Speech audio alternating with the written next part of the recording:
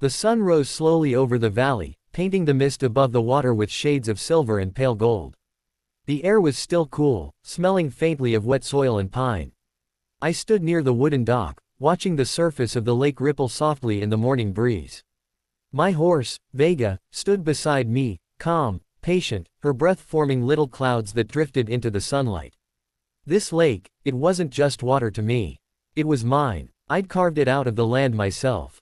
Cleared the brush, dug the basin, built the dam stone by stone. Every plank of the dock, every post in the fence, all done by my hands.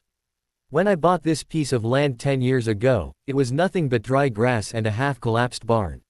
Now, there was a small house, a stable, a few trees I'd planted, and this lake, the quiet heart of my ranch.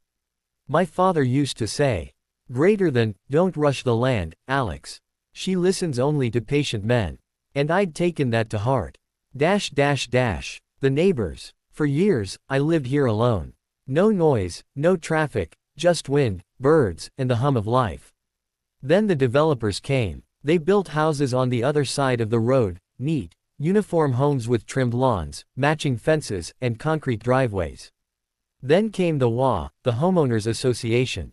People in suits, driving shiny cars, talking about community guidelines and aesthetic integrity. One afternoon, their chairman, a man named Michael, came to visit me, along with his assistant and another man holding a tablet.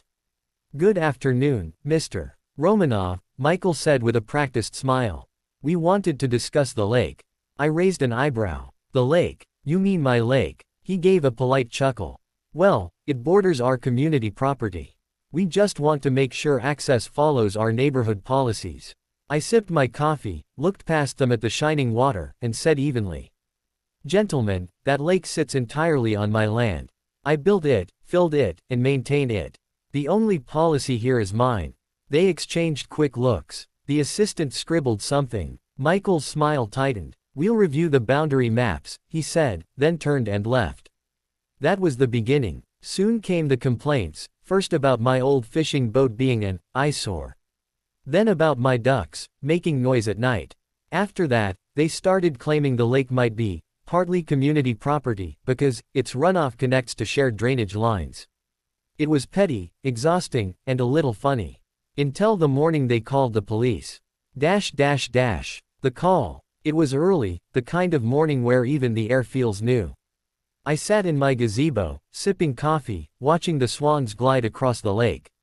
Then my phone buzzed. The screen lit up. 911 incoming call. That made me frown. I was the head of the Regional Emergency Communications Office, the guy in charge of the dispatch center that handled all 911 calls in our county. Every emergency call passed through our system, and sometimes, for technical or training reasons, they came directly to my line. I picked up. "Alex speaking, emergency office." A nervous voice rushed through the speaker. "This is the HOA chairman. We have a dangerous trespasser on the lake. He's armed, acting aggressive, please send police immediately." I blinked. A trespasser. Armed. On the lake. That was me. For a few seconds, I didn't even breathe. Then I let out a quiet laugh and leaned back in my chair. Setting the stage. I looked at my reflection in the water. A man in a wide-brimmed hat, jeans, boots, and a hunting rifle slung over his shoulder. Yeah, I could see how that might look threatening to a group of people who thought grass stains were emergencies. I set down my mug, grabbed my radio, and spoke calmly into it. "Dispatch, this is Alex. We've got a 911 call from the HOA near my ranch lake. Send a patrol, but no rush. I'll handle it on site." A pause, then the officer's voice crackled back. "Sir, that's your lake, right?" "Yep," I said, smiling. "And apparently, I'm the suspect." A small laugh came through the static. "Copy that, boss. We'll take it slow." The confrontation. About 20 minutes later, I heard tires crunching on the gravel road. A white SUV pulled up, the HOA logo on the side. Michael stepped out, sunglasses on, holding a folder. Two of his assistants followed him, one already holding up a phone, filming. He raised his voice before he even reached the fence. "Alex, you can't be here. We've called the police." I stayed where I was, calm, coffee in hand. "Morning, Michael. What seems to be the emergency?" You're violating community property lines, he said, waving his papers. Residents are frightened. You're armed. I looked at my rifle. It's a hunting rifle, Michael. I've had it for years. You ever seen a coyote near your perfect lawns? I have. He flushed. This area is for residents' recreation. You don't have permission to. This is my land, I said slowly. You're standing on my dirt right now. Before he could respond, the sound of another engine rolled up the path. A black and white police cruiser pulled to a stop. 2 officers stepped out, and one of them, Sergeant Klimov, happened to be my old friend. "Morning, Alex," he said, tipping his cap. "Heard there was trouble." I nodded toward the HOA group. "They called you. Claimed a dangerous man was trespassing on their lake." Klimov grinned. "Let me guess, that dangerous man is you." Michael stepped forward quickly. "Yes, officer. He's refusing to leave. This lake is community property." Klimov raised an eyebrow. "Sir, are you aware this entire area is registered under Alexander P. Romanov?" Michael's voice faltered. "That can't be right. We checked." "You should check again," I said quietly. "I have the deeds in my house. Would you like to see them?" The twist. While the officers waited, I went inside and came back with a large leather folder. Inside were copies of every document, land surveys, water rights, construction permits, and one particularly important map showing the HOA boundary line ending 100 meters before my dam. I handed the folder to Michael. He flipped through the pages, his face losing color with each one. This has to be a mistake," he stammered. "We thought the boundary. You assumed," I said calmly. "And now you've called the police to throw me off my own land." Klimov glanced at the paperwork, nodded, and spoke evenly. "Looks clear to me. No crime, no trespassing. Gentlemen, you'll have to leave." The officers packed up and left a few minutes later, leaving silence behind. Michael stood there, awkward, his assistants avoiding eye contact. I looked at him, then smiled faintly. "Next time you decide to call 911, Michael, remember, that call comes straight to my office." For a moment, he didn't understand. Then his eyes widened. "You mean you?" "Yeah," I said. "I run the emergency call center.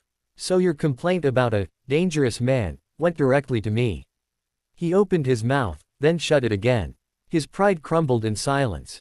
He turned, got into his SUV, and drove away without another word. The weeks after, life went back to normal. The lake returned to peace, the swans glided, the frogs croaked at night, Vega grazed by the shore. Then, one morning, I found a letter in my mailbox. It was from the HOA. Printed on official stationery, sealed with a logo. A formal apology. Greater than, "We sincerely regret the misunderstanding regarding the use of private property. The HOA acknowledges your ownership and appreciates your cooperation." I laughed softly as I folded the paper. It smelled of ink and embarrassment. That evening, as the sun set over the hills, I saw someone walking toward the fence. Michael. No sunglasses this time, no papers. Just him, looking a little smaller, a little more human. He stopped near the gate and said quietly, "I owe you an apology, Alex. We got used to managing everything. Forgot that real people live beyond our rules." I nodded. "Happens." We sat by the lake for a while. Neither of us spoke. The water reflected the orange glow of sunset, and for once, there was no noise, just the sound of waves lapping against the dock. After a while, he said, almost shyly, "You know, the kids in our neighborhood have never seen baby ducks hatch. Maybe someday, if you'd allow it, we could bring them here." I smiled. "As long as you promise not to call 911.